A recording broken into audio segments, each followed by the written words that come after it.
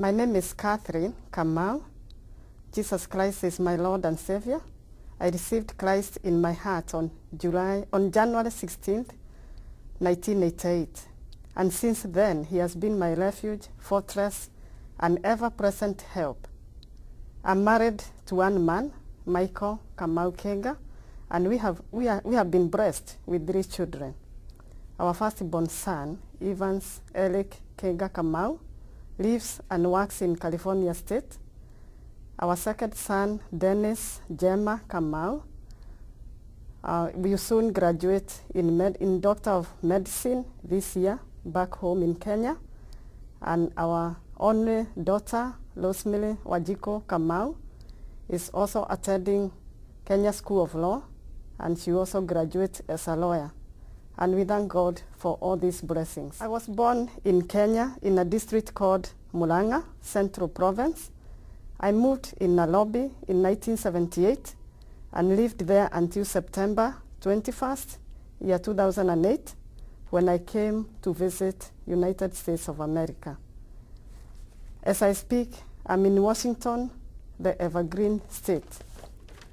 I want to state that I came to United States of America in good health with high aspirations, as I had come as an exchange scholar in an exchange training program at University of Columbia in Missouri State. After the training, I relocated to this Washington State. And today, listeners, I want to share with you part of an event that left a mark in my life. I know you are familiar with these words in Romans 8:28 that says, "And we know that all things work together for good to those who love God, to those who are called according to his purpose." And that is found in Romans 8:28. As I share my story, it's just a summary because my entire life would take a whole week or even more to share with you listeners. I was diagnosed with breast cancer when I was 53 years, and that was on June 11th, 2011. I attended a free health day, which was organized by a Kenyan community church. I underwent a mammogram test, but that checkup changed my life. Before that, I had done a previous checkup, which was 2 years earlier, but the results came out normal.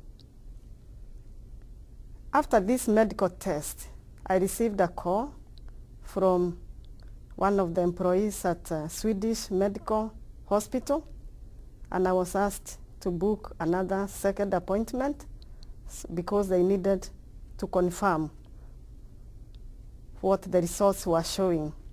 So I went ahead and booked for the test, for the appointment, which was arranged on July 1st, 2011. When I went for this second test, the radiologist told me that she needed to do ultrasound breast biopsy. I asked her what that involved, and she explained to me that it needed to have some body tissue extracted from my body. I had not had that before, and so this surprised me. I was scared by just imagining my body going through surgery. I asked to be allowed to leave the test room, and I called a friend on phone to seek for guidance. My friend advised me to seek for a second opinion. Secondly, I believed that I was not sick, and I felt bitter that I was being used as a sample for my body to be studied with, as I was not feeling any pain. While I was leaving the hospital, I told whoever was attending to me that I was going to call later. And this was because the radiologist had insisted that I should not leave the hospital before booking another appointment. I was disturbed due to the fact that I did not have medical insurance and my income was only enough for my basic needs. I had heard stories of how people's wages get garnished to meet the medical bills, and I did not want this to happen to me. As I left the hospital, I prayed to God, during which I asked him if he had seen that all the sufferings I had gone through in life was not enough, and now he had allowed the devil to come and take away my good health. While in this disturbed mind, I called my friend Ruth, told her of the diagnosis and my feelings towards it. She told me she had gone through biopsy, and for her it was not cancerous, so I should not fear. Although I listened to her talks, I was still not convinced that I was sick and I needed to go for biopsy. I proceeded home, and on arrival, another friend, whose name is Margaret, and she was my neighbor, called me on phone and invited me to her house. As I visited her, we talked, and even though I had not planned to disclose to her about the diagnosis, I found myself asking her to pray for me. In the process, I had to mention the reason why I needed prayer. This friend used very strong words by saying that we shall only die once, and no one knows how death will come. So I should go ahead and book an appointment for biopsy. Hearing her say that compelled me to book for a biopsy appointment. On July 19th, I went to Health Point Hospital to seek for a second opinion. And this was because I wanted to be treated in a government hospital, as I was fearing about the financial implications. After explaining to the doctor about my previous mammogram test results, he told me I had no choice other than to book a biopsy appointment with the Swedish Medical Center, as the government hospital did not have any funds. I was scheduled for ultra biopsy appointment on August 1st, 2011. The next day, as I was traveling to work, I received a phone call, again from Swedish hospital, and I received shocking news that I had cancer and I needed urgent surgery. On July 20th, 2011, I received the news that my brother passed away, as he was also going through treatment of prostate cancer. And before that, my sister had also died of some form of different cancer. This made me realize that cancer may be hereditary, and I decided to call upon God and pleaded with him to save me from dying, so that I could be a remnant in the family to declare that there's a God who heals and that we are not a cursed family. I must mention to you listeners that at this point the Lord changed my mind, somehow magically, because I started seeing everything positively, and I could not share with my family members because they were going through the funeral preparation for my brother. So I had to keep it to myself for some time. Mysteriously, my spirit started to see things spiritually and testifying of how God will make sure I live to declare of his wonders and praise in the land of the living. I started getting confirmation from God that this sickness was going to glorify him. I asked God several questions, one of which was why he allowed me to be sick when he knew I was all alone here in America, as my family was back in Kenya. I also asked him where the finances would come from to meet the medical bills. To my amazement, I received one answer to these many questions, and I heard the Lord's voice talk to me and assuring me that He will not share His glory with anyone. I applied for charity funds at Swedish hospital, and the hospital provided me with the funds to meet the MRI test. I was assigned a social worker who graciously followed for me to obtain the medical insurance. However, it took 1 whole month before I received a response for Medicaid insurance.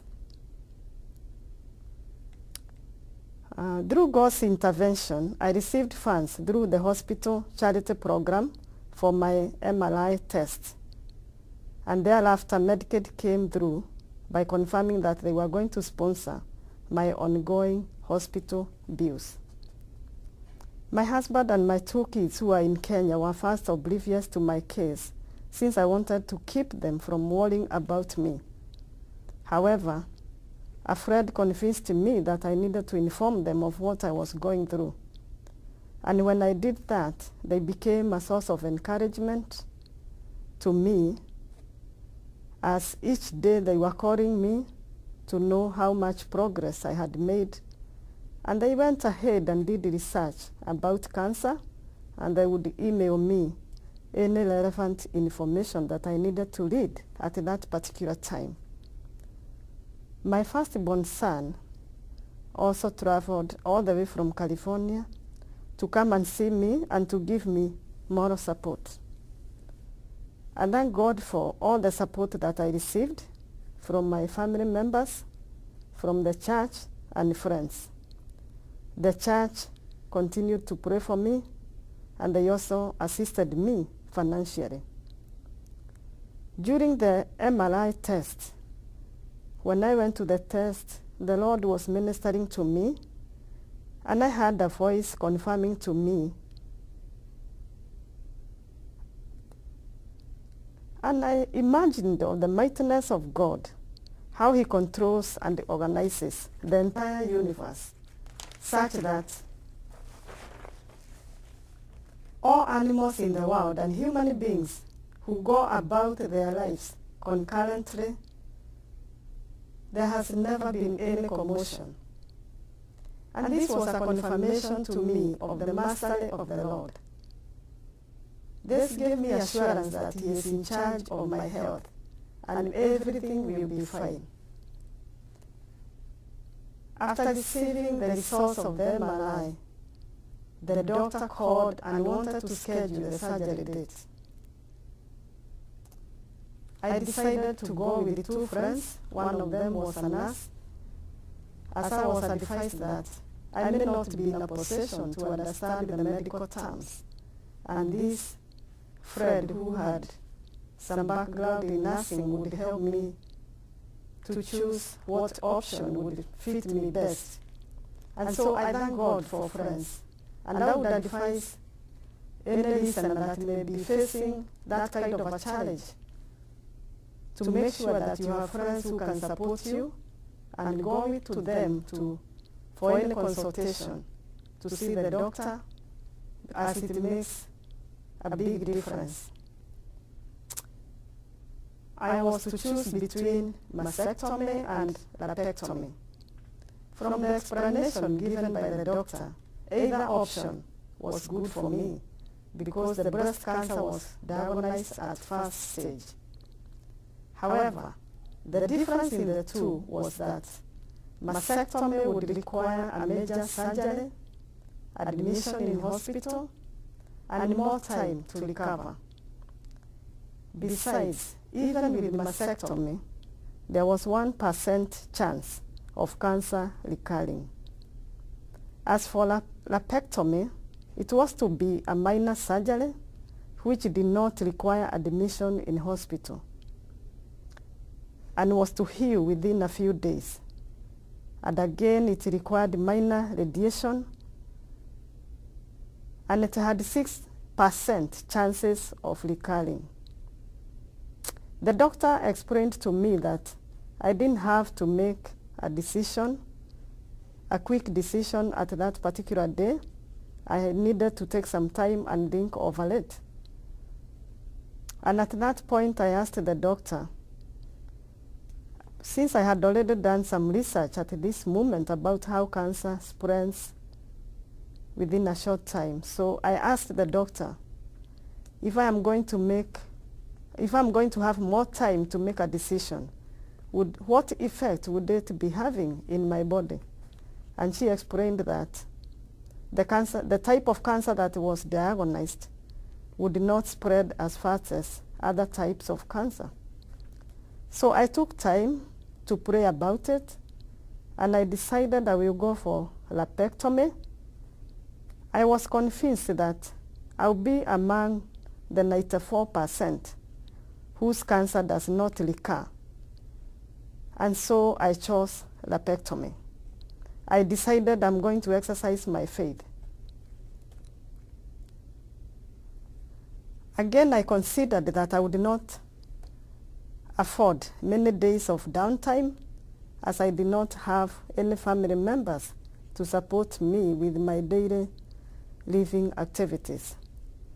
I prayed to God to enable me to be able to go on with my life even after the surgery, as I did not want to count on anyone to help with activities of daily living. And I'm glad that God answered my prayer. Surgery was done on September 7th, 2011, and on the same day that morning, God ministered with me